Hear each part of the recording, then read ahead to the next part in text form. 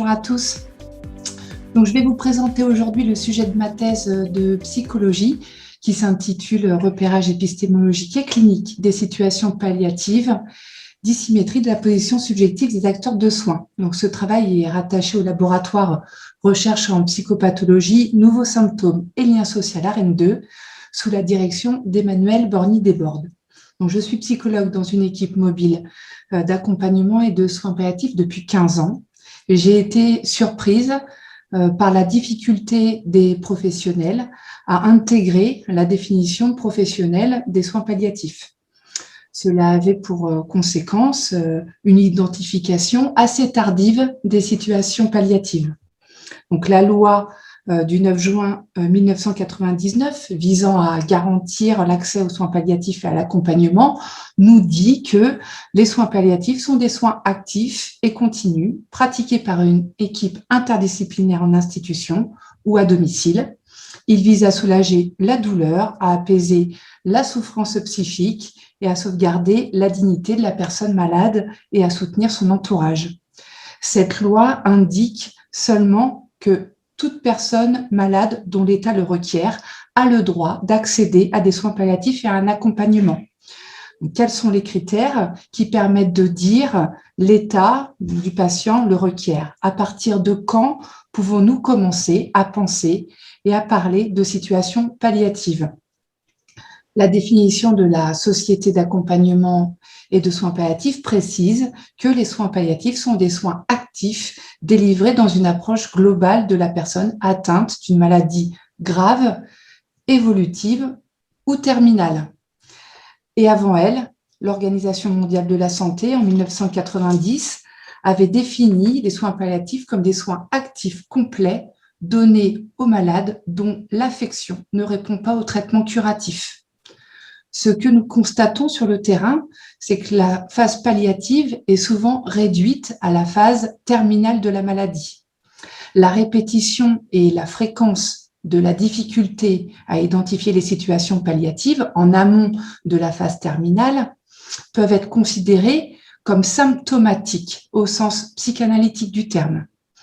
Je souhaite m'orienter d'une distinction entre le savoir scientifique et le savoir inconscient, afin d'étudier et préciser les résistances en jeu dans la prise de conscience qu'une maladie est en phase palliative, et ce, avant la phase terminale. Freud a démontré que ce savoir inconscient était intime à un tel point qu'il était insu du sujet lui-même. Et en tant qu'il reste insu, ce savoir insiste sous forme de symptômes. Dans les symptômes, mais aussi dans les ratages, les rêves, ce savoir en souffrance insiste dans le corps et prend consistance d'énigme. Donc, Lacan avancera que le symptôme, au même titre que les formations de l'inconscient, relève d'une production psychique. Il dira même en 1974, dans son séminaire La Troisième, que le symptôme est traitement par le sujet lui-même au réel auquel il a affaire. Même s'il conviendra de définir ce qu'est le réel au sens lacanien du terme, je pourrais reformuler ma question de départ ainsi.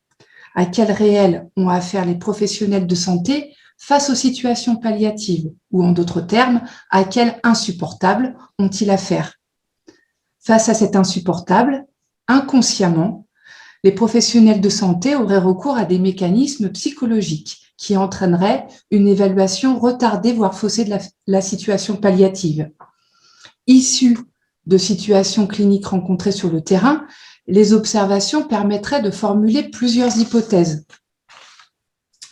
La première, l'élaboration autour d'un projet en soins palliatifs serait plus difficile à penser pour les professionnels quand les traitements actifs peuvent encore être proposés, même s'ils ne peuvent pas être curatifs.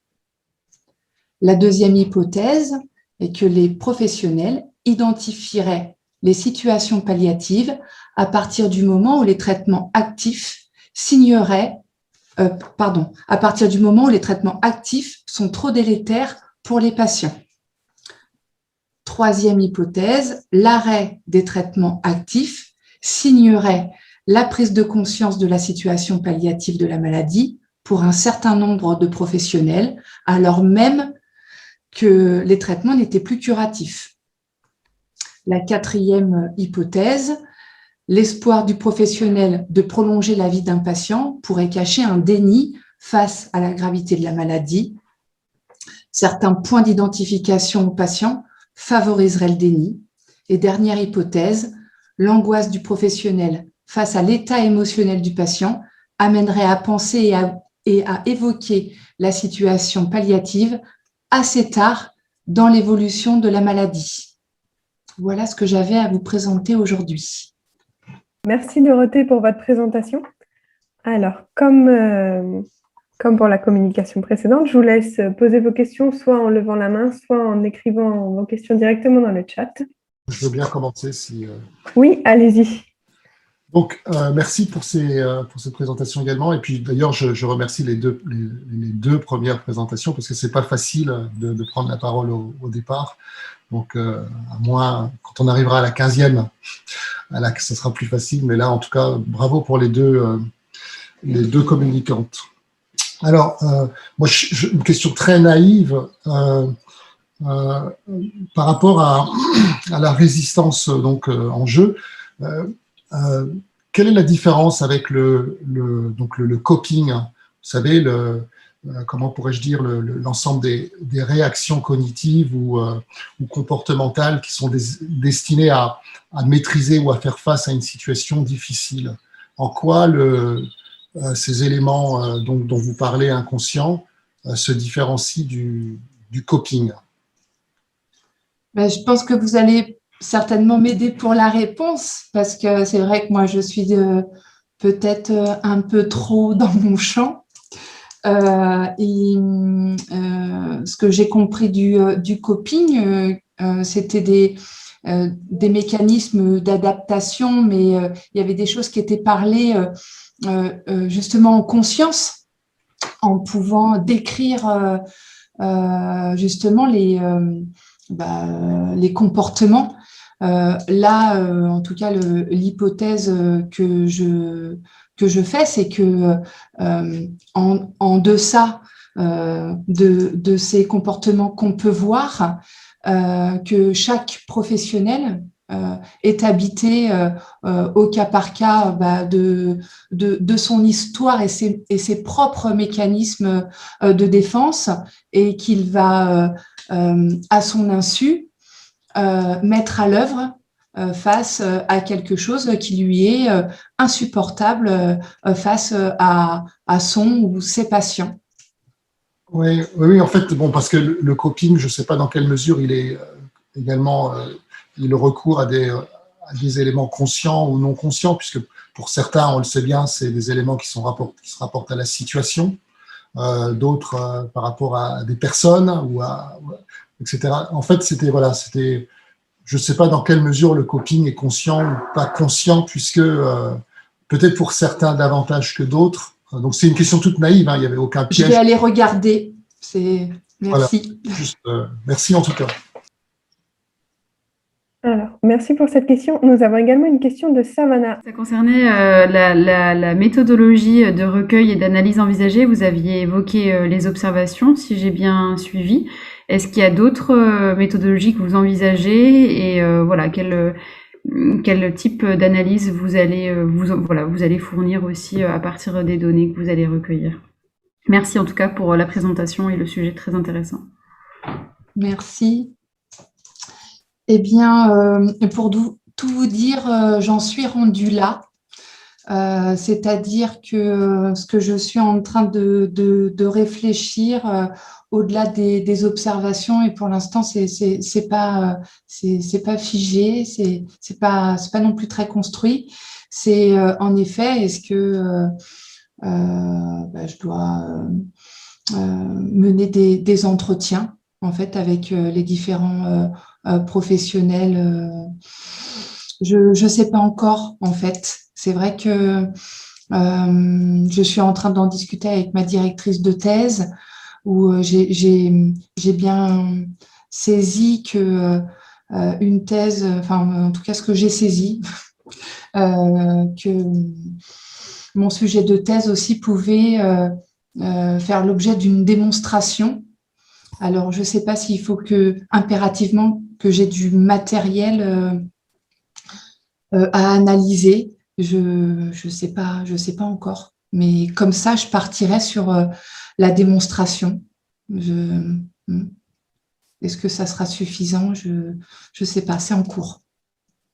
Merci pour votre réponse. Donc, on avait également une question d'Hélène Toussaint. Quels sont les dispositifs cliniques qui permettent aux soignants de parler de leurs symptômes ou résistances face à ce réel de la mort? Merci et bravo à vous. Dispositif clinique, c'est les temps d'échange. Ça peut être ça? Les temps d'échange entre professionnels? Tout à fait, c'est ça. Ouais. C'est très différent d'un service à un autre, puisque justement, on constate qu'il y a des services dans lesquels il n'y a pas de véritable temps d'échange, en tout cas pluridisciplinaire. Il peut y avoir les transmissions qu'on connaît bien entre infirmiers, entre aides-soignants, et des fois même ça ne se croise pas, et entre médecins. Donc, les dispositifs vont être très hétérogènes d'un service à un autre, et ça peut aller quand même jusqu'au groupe d'analyse de pratique, aux supervisions, au groupe de parole, avec des intervenants extérieurs. Sinon, en tout cas, le fait d'avoir des temps, nous on appelle ça RCP cas complexe. Donc, les réunions de concertation pluridisciplinaire, c'est l'occasion justement pour les soignants qui sont concernés directement par la prise en charge de venir dire, verbaliser, essayer de resserrer un petit peu ce qui se passe pour chacun dans la prise en charge. Mais c'est balbutiant, si on veut être honnête. Merci. Nous avons également alors, vous avez une réponse d'Hélène qui vous dit « Merci, car effectivement, le médical peut prendre beaucoup de place comme défense aussi vis-à-vis de ce réel. » Vous aviez également deux questions de Gaël Le Corfec. Souhaitez-vous intervenir ou préférez-vous que je lise la question? Je ne sais pas si vous m'entendez là? Oui, allez-y. En fait, c'était la même question. Donc là-dessus, Dorothée a répondu sur la question de la méthodologie. Et puis, c'était juste une remarque autour du phénomène un peu de sidération qu'il peut y avoir face à ces questions-là, à la fois chez les soignants et chez les proches et chez le patient lui-même. Et puis, d'une impossibilité à penser les choses, du coup. Voilà, mais c'est juste une remarque. Je sais pas si... Mais si, très, très à propos. Merci. Nous avons également une question donc, de Mounier B. Alors, je vous remercie pour votre présentation. Tout de suite, j'ai pensé à deux choses sur la résistance. Bien sûr, le réel de la mort, qui est un impossible à la fois pour le sujet dit patient et le clinicien, de devoir s'en écarter à tout prix. Et passer en soins palliatifs, c'est quand même s'orienter vers se rapprocher de la mort. Et surtout de l'idéal des soignants, de l'idéal de prendre soin dans une idée de guérir le patient. Et peut-être la difficulté de certains cliniciens de lâcher cet idéal de on va soigner, on va tout faire pour soigner, à un autre idéal, on va accompagner, on va prendre soin, mais accepter que le soin qui guérit n'est plus là et passer sur un autre soin qui accompagne jusqu'à la mort. Et quelquefois, la construction de certains cliniciens est dans le refus de la mort. Le choix de ces études d'aider, de vouloir guérir pour s'écarter de la mort. Or là, le sujet qui arrive en soins palliatifs, ça ramène ça du côté du clinicien aussi. Je vous remercie pour votre travail et votre présentation. Merci beaucoup. C'est d'ailleurs un axe sur lequel j'aimerais bien travailler, puisque le circuit pulsionnel fait des boucles.